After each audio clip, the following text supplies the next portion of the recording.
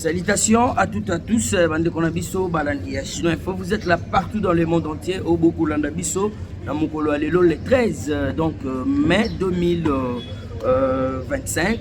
On est là, Tozali Mobimba Lelo, Tokozwa Tamingite, Nabandi était Ebele, Baza déjà en direct, Baza déjà en ligne. Bolanda, like, vous partagez vidéo. Et puis, si vous ne vous êtes pas encore abonné, ça nous fera du bien ceux qui vont s'abonner. Et c'est pourquoi, tout en passant, je salue Balandinanga Nyonso. C'est pourquoi je leur ai toujours demandé, ceux qui ont mon vidéo à 5 minutes, essayez quand même de m'accorder aussi quelques temps pour être comprendre. Et donc, information, analyse, tout ça, la chaîne Abino Chinois Info, puisqu'il n'y a rien que défendre la République, voir aussi le président de la République et les intérêts du peuple congolais. Et voilà, chers dames et messieurs, chers compatriotes, aujourd'hui, nous avons toujours beau liker l'émission. Et comme ça, la biso bien, ils ont fait ce peu biso, tous allez donc courage. Ça va massassi quoi. Donc, vous devez comprendre que non, c'est toujours dans les soucis. Il y a Kosunga, papa, Nabayaya, pour pas me comprendre qu'est-ce qui se passe dans notre pays. Et réellement, laissez-moi commencer, puisque voilà, vous devez savoir que Kabila a été chassé et pas Museveni. Kop Nae Simbite et pas Museveni, puisque vous devez comprendre les États-Unis d'Amérique très déterminés. Donc, Museveni a émis Kabila très clairement que non, ça suffit. Et ça suffit, Ngaï déjà. Nazana ba bonne relation. Tokobetama solo wana. Katumbi continue toujours à combattre les duels, mais ça n'a pas pu tenir. Ah oui, duel ango akenda ko bebisa wapi tokoyeba na mission ya mokolo lelo. Duel ango ezalaki akenda ko bebisa ezali pona bato ya kombongo ya entreprise ango il masse quelque chose comme ça, mais Tokobeta Masolo, il y a Otuzali Kobenga, société Wana vraiment. Moussad Bolos, chez Sassou dessous. Moussad Bolos, alors qu'il passe Sassou, à Kendai Kosala Nini, et Zali Pona Nini. Donc, les voilà, Masolo Tokobeta Lelo, Moussad Bolos, il travaille pour la région du Grand Lac. Mais, comment est-ce je peux dire, le Brazzaville, les alliés PIT, membres. Il y a la région du Grand Lac. Comment Moussa Boulos accueillir Panaï. Donc il y a un message très clair. Oui, restez toujours branchés, soudés, scotchés, il y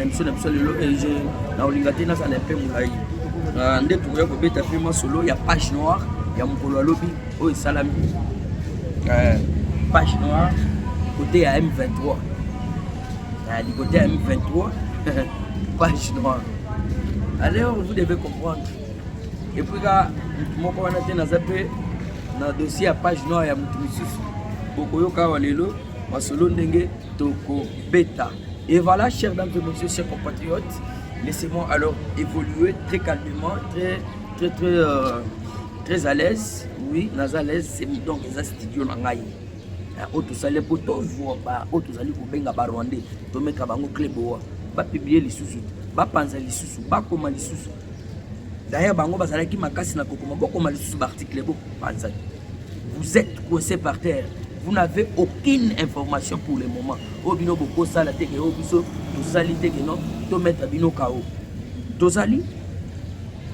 Oui. Pas pour Gagame, pour dernière image, pour attaquer RDC, ça n'importe toujours sur le plan médiatique. Merci beaucoup, Tita Sécurité, toujours. Sécurité Zala toujours, pas de maquiller les studios, les lobos satire qui m'est allé. Donc nous devons essayer quand même d'organiser les choses. Merci Maître Christian Kalambaï, maman Nangaï, maman Eugénie, maman Sylvie Chilanda Bozaï Belé, maman Yvette, maman Hélène Pétronel, on a ma mère Nangaï, Oyopé, ça n'a pas tant que non, Nayoka, Toyoka Nanou, moi on a biso lelo.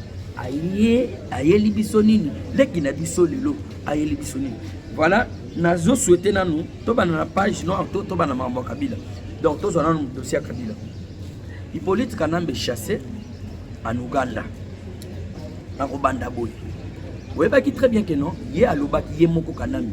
Alors bien kozongela côté oriental, hein, côté donc il y a Goma, Banini, zomon.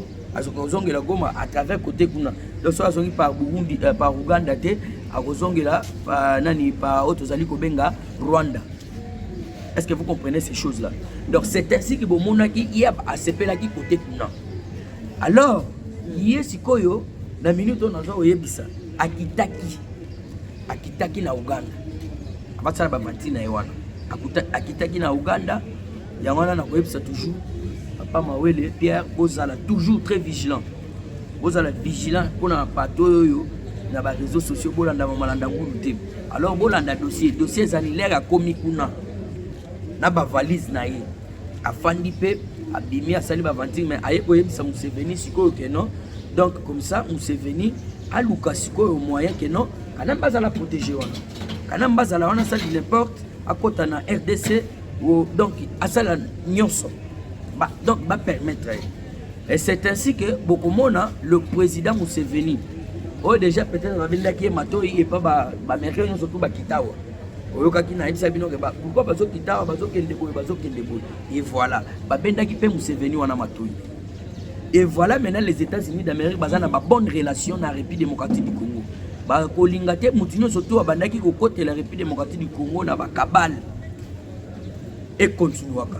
Et c'est ainsi que réponse il y a Otozali Kobenga Museveni. Ezalaki très clair.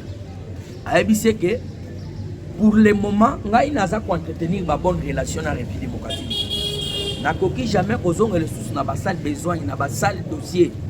Et vous savez que Yondo Zalaki, l'acteur principal. N'oubliez pas que moi, Museveni a attaqué Kotute dernièrement après avoir Kotute battu Tebele. Il y a Kwatake, République démocratique du Congo.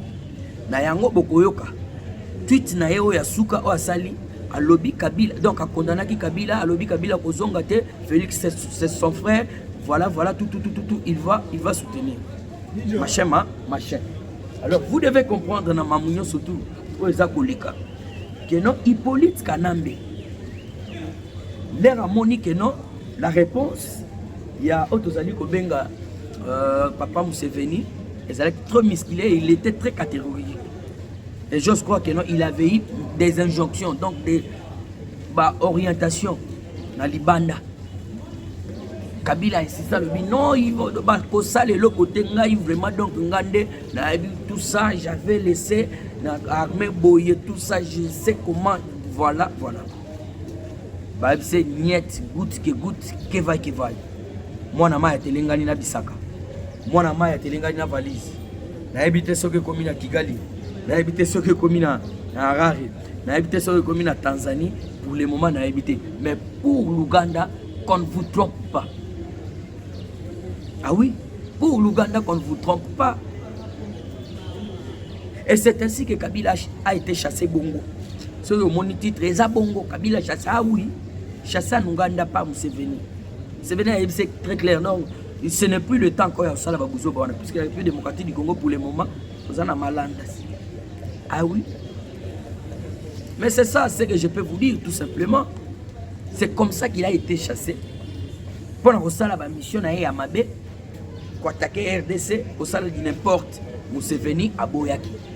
Ba valise nous surtout embarqué pour le moment. Nous avons dit à comment nous avons Harare, à comment nous avons Windhoek, à comment nous avons Kigali, à comment nous avons Dar es Salaam. Et alors vous devez comprendre que nous surtout basali kuna banini. Ça n'a pas pu tenir. Moi na mai akamati bisaka sanini. Tout la mousse. Togolande la deuxième émission. Bisaka kitiwa. Waouh! Voilà, chers dames et messieurs, chers compatriotes, Ouganda a lavé le main. A lavé le main, tout ça.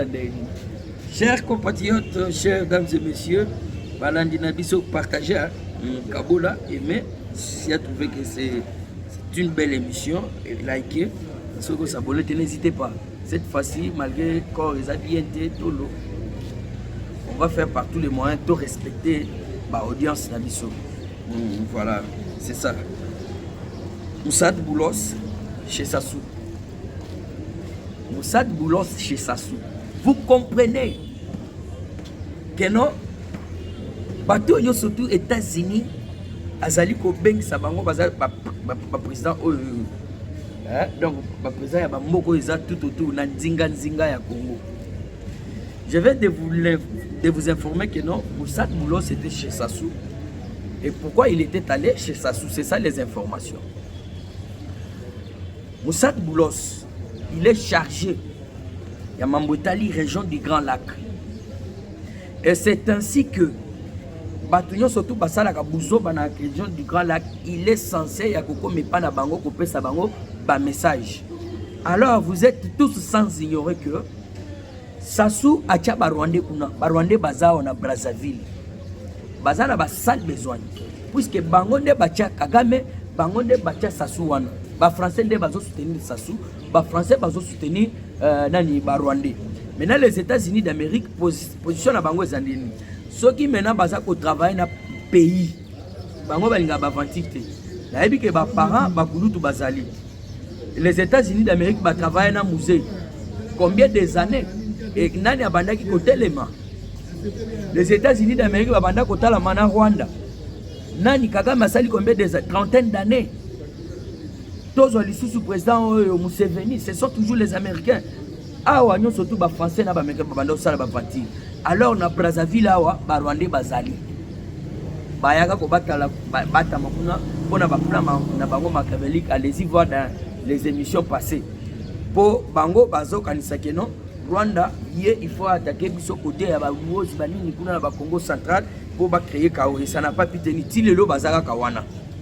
Ce sont les informations au Koyeba. Alors, ne pas Kotala et pas Moussad Boulos. Accueilli et pas Sassou pour la Koyebi, c'est que de 1, aux alliés présidents, il y a région membre, donc aux alliés pays membre, il y a région du Grand Lacté. Alors, ceux qui ont alliés na main noire, na Katia Magabozo, les Cana Est de la République, ou soit na Congo, il faut l'Ongola. Puisque au centre de leur échange, Makambozala qui wana Makambuya Est. À Bitumba Est. Vous êtes tous sans ignorer que bientôt là, Sassou mandat na aussi. Est-ce que les Français vont soutenir dans 7 mois, si je ne m'abuse pas? Dans 7 mois, on va l'élection à Brazzaville. Est-ce que ça soit qu'on allait soit préparer Christelle Sassou, soit Denis Sassou, Sassou. Mais le dossier était que Sassou Longola Ligolonayo na Makambo Etali, République démocratique du Congo. Puisque vous n'avez pas le temps, il y a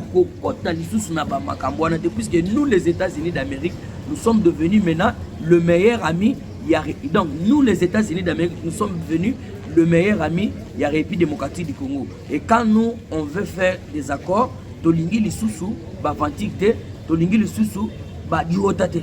Ndenge tolobaka. Na yango bokomona ayebi c'est très clair, il y aura un accord de principe de paix qui sera signé aux États-Unis d'Amérique, ça sera le 15 juin. Oyo monde mobimba ba kozela, puisque les États-Unis d'Amérique leur ba signaka te en coucou.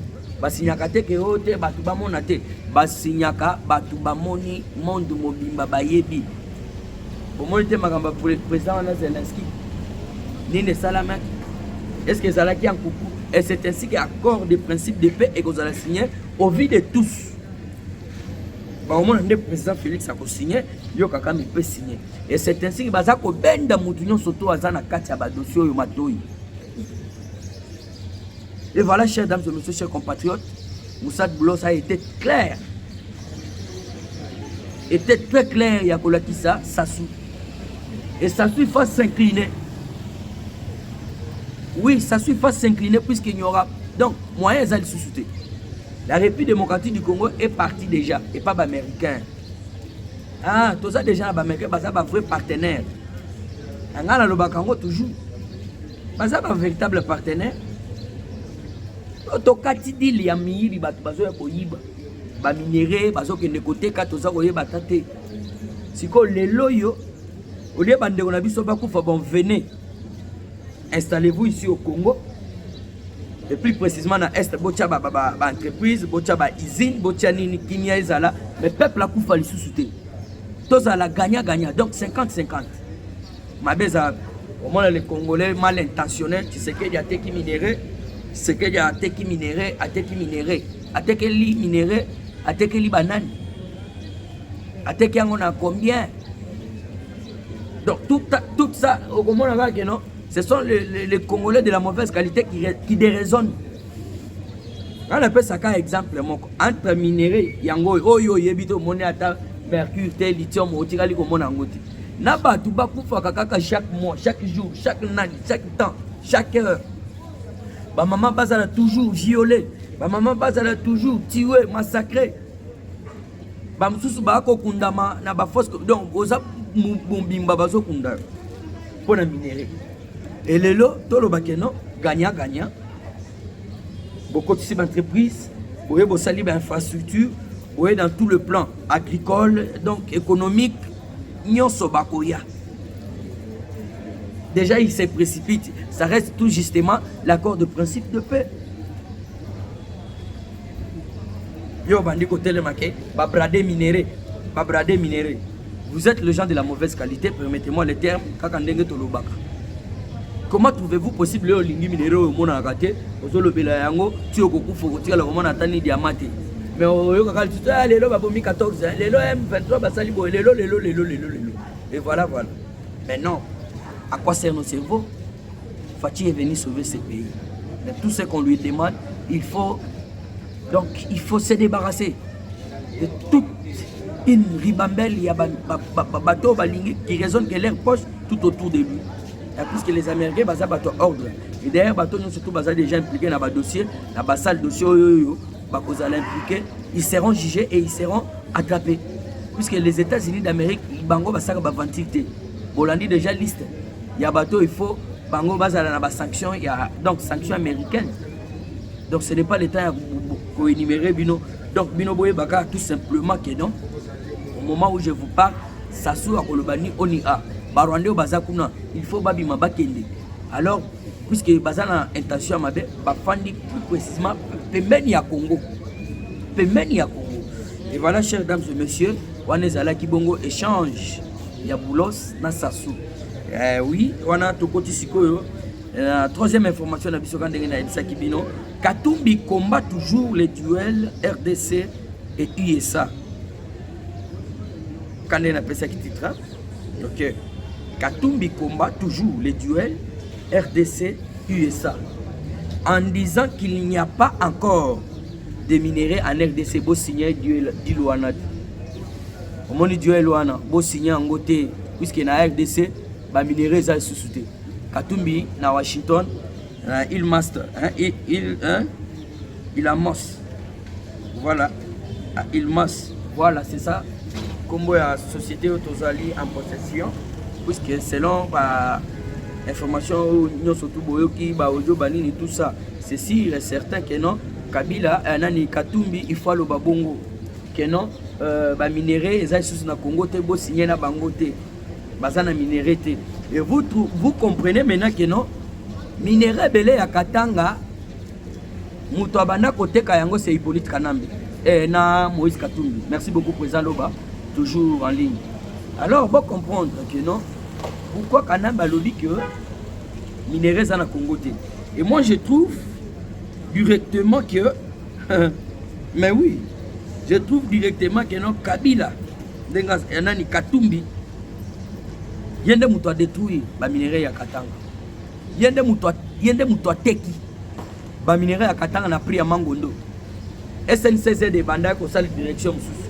Ya bomia SNCZ après ça ngo kombo mususu e bandi ko sala direction mususu ya ba Zimbabwe so ya ba Harare kuna ikomi ko ki. Minéraux Banda ko kende bongo na pris à Mangondo. Et c'est pourquoi l'air bateka ki ba minéraux bazoteka ba ebaki bongo ke no minéraux ko sila. Mais non, eza lokola mabele ko botama. Et voilà muto abomi Katanga, muto abomi minéraux à Katanga, c'est Katumbi. Mais chers Katangais, réveillez-vous. Tala Katumbi azo boya ko signé naba américain.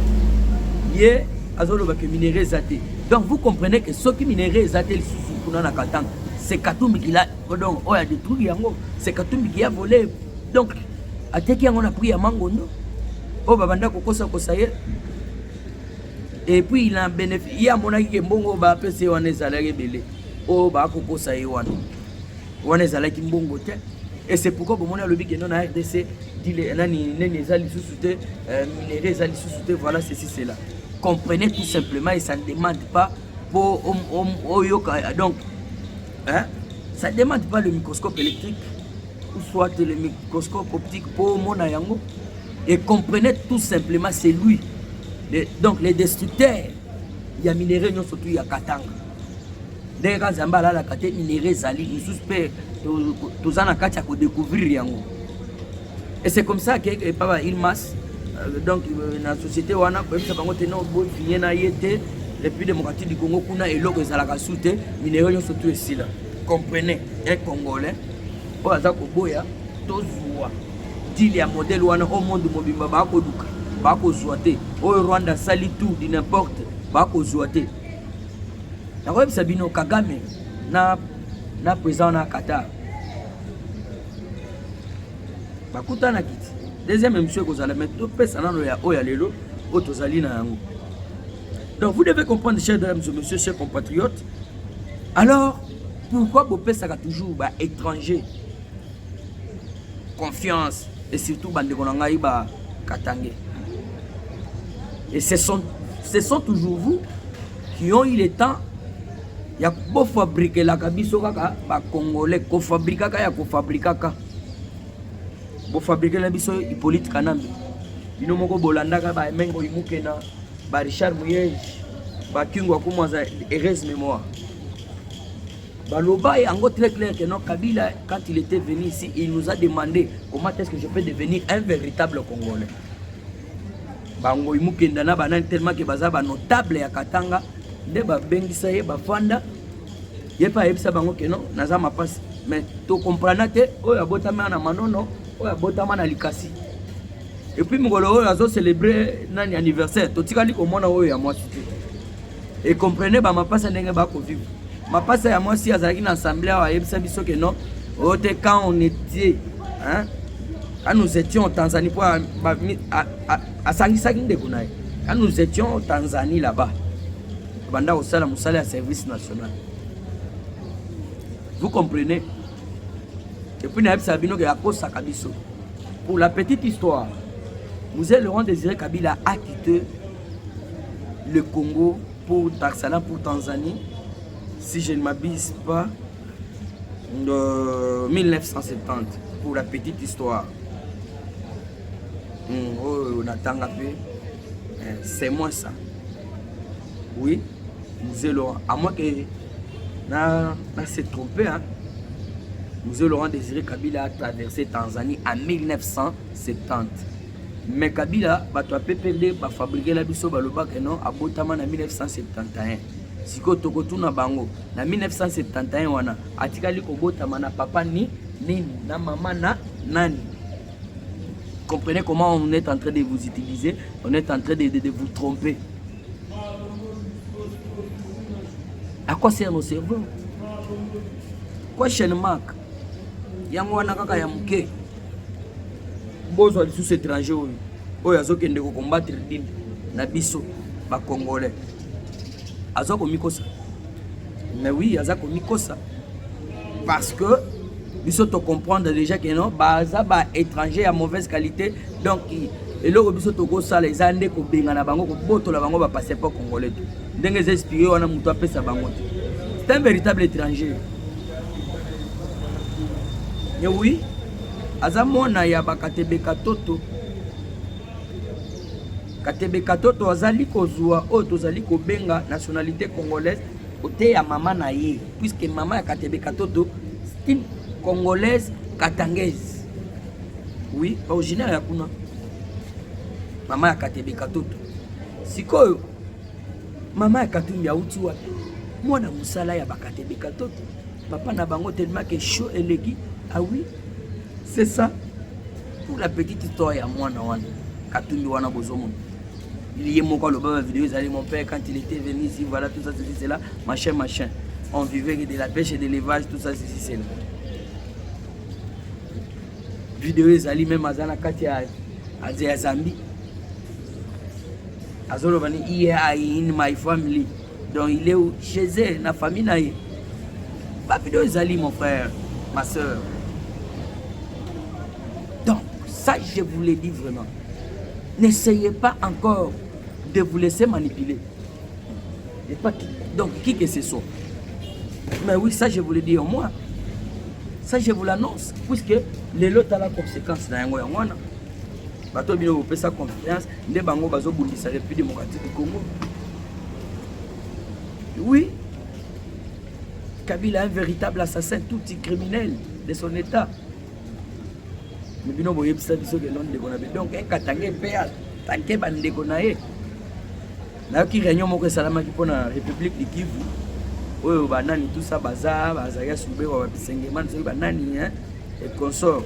Bazana bateau il faut pas éliminer na bananga wana banini tout ça puisque bamoni zo simba te bananga baza ba aventurer tout ça et bango bazana président bango ba kocha oui tozo c'est la bine bazana na maîtrise ya nini wana te clair na refandi sa matière wana très bien et je dois vous expliquer comment ça s'est passé et est-ce que c'est des réalités. Ah oui, naza déjà na lokasa des réunions ba salaki. Voilà chers dames et messieurs, laissez-moi évoluer dans le sujet de mission pour lelo. Boye bakeno malgré attaque à Tumbi à Kobundisa duel wana dilwana et aussi mbaté. Et aussi mbaté. Ba moni déjà bango que non baza ba congolais à mauvaise qualité, les étrangers qui bavarent en République démocratique du Congo, ils n'ont rien à foutre ici. Et voilà dossier on sous ces élèves ils a page noire on a utilisé Sabino. Parlons du décès du vice-gouverneur nommé par Corneille Nangaa. Ah oui hein. Ah oui ya kilobi. Est-ce que ce sont nos ancêtres ou soit ezaka kabango moko ba M23 nde ba bomi? C'est ça, mort stratégique, hein? mort tragique. Hein? Oh là là là là, français on photo du motoko tata anglais parce qu'anglais is very easy. Mais oui. Le français qui toque mais Rwandais vraiment bazo kamba biso na francophonie et le pays qui parle mieux le français en Afrique c'est nous. Mais bota la bango bazo tchele biso ba Rwandais bango ba la ba rwandophone. Quel plan machiavélique ils ont na kati wana. Voilà, moi Rwandais avec moi moko to to comprendre té. So tcha stratégique so mo tragique. Nazo sekanini, nazo sekake comment akufika kabongo bakutika boye mutu akufi nikishani ou soit chingani bakoitwa ya. Ah oui, on est tenté de se demander aussi. Ce sont des questions qu'on se pose. Commentez notre émission, partagez, likez. Si vous ne vous êtes pas encore abonné, abonnez-vous très massivement. On a besoin de vous. Famille comme Moulaï, tout évoluer bongo. N'hésitez pas de vous abonner et clocher. La cloche que nous ata oza na boulot, ata oza wapi. Yo kutaka message ya donc Chinois Info masolo na peuple émission bolinga kamingi. Alors comprenez tout simplement que non aweyaki na ye toza ko comprendre te mort kaka bongo inopiné.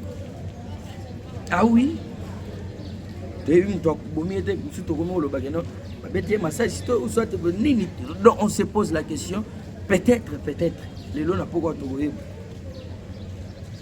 Oui, tu as accepté d'être du côté des assassins, les ennemis du pays. Même le Dieu tout-puissant. Et d'ailleurs, vous devez savoir, c'est un véritable Rwandais. Kombo na ye za makaso kashinginga juvénile. Kashingingizi juvénile. Quelque chose comme ça. Nakoyi kobuka na nino, pardon s'il vous plaît. Et voilà, chers dames et messieurs, chers compatriotes, Togolobani. Donc, que son âme repose en paix, ou soit dans des hommes, puis qu'ils nous ont tués beaucoup. Ils ont favorisé des tueries, des massacres, des fausses communes, je ne sais pas moi, plusieurs. Si vous l'air à beaucoup de bongo, ils sont le bakeno, perd son âme, appelle Manakinia, Molimonaï. Non.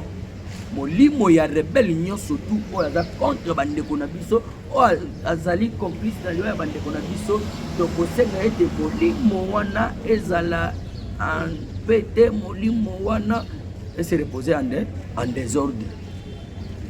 Ça n'engage que moi. Oui, ça n'engage que moi. Oui, ça n'engage que moi. Voilà, chers dames et messieurs, chers compatriotes, vous devez savoir que Moussous Koufi na Walikale. Koufi na Walikale, l'administrateur du territoire de Walikale a été tué par les Wazalendo.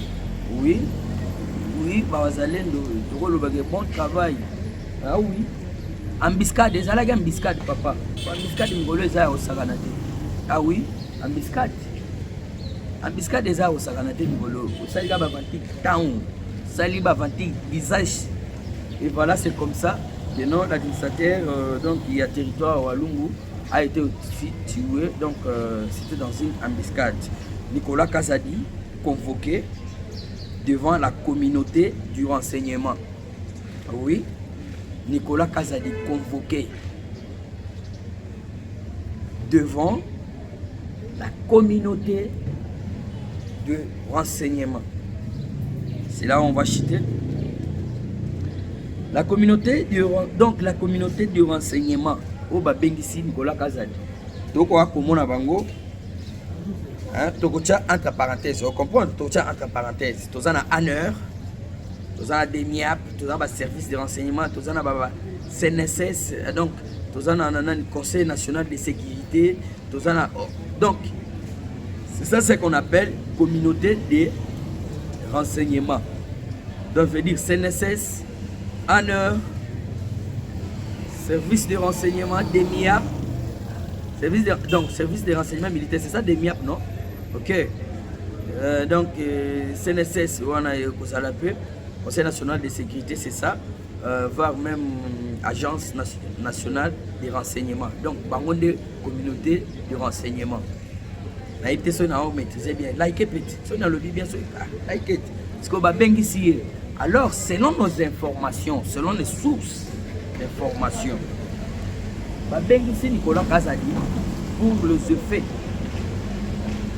Quels sont les effets? Bengisi Nicolas Kazadi parce que comme on a vidéo et pas naïe avec la garde républicaine.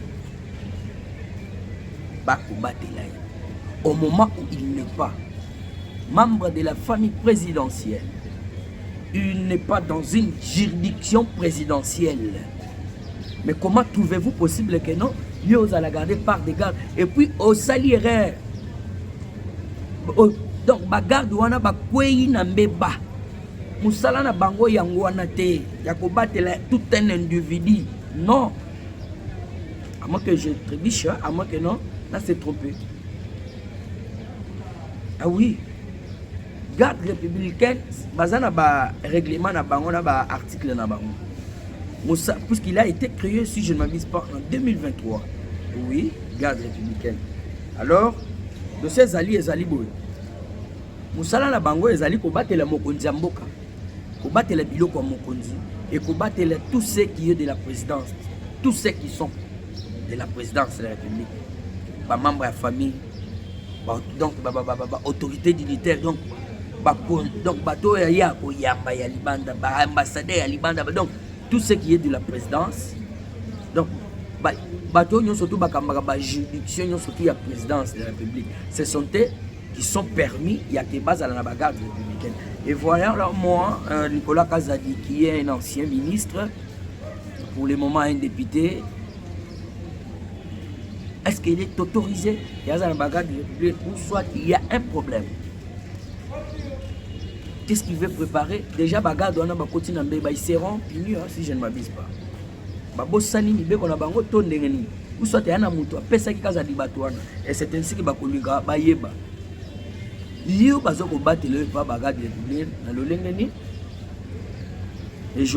donc il y aura encore d'autres dossiers sur table. Ouais, il y aura encore d'autres dossiers sur table. Voilà. Makamboza bongo. Makamboza de bongo. Convoqué. Donc les lots, comme on a les lots, puisque le lobby, selon les informations, il a été convoqué le lobby. Donc, après, les lots, même les lobbies, puisque nous n'avons pas encore eu élément. Mais moi, je crois qu'il faut aller l'élo. Nicolas Kazadi convoqué devant la communauté du renseignement. C'est par ici que nous mettons un point final. La mission de la l'élo. Aimez, commenter, partager. Puisque nous sommes dans la mission Yangwana, nous sommes dans la société. Pour nous mboka na biso. Il faut que la mboka chaque jour, au téléman pour nous informer ba yimboka. Alors, prenez bien soin de vous. Tout à notre prochain numéro. Ciao.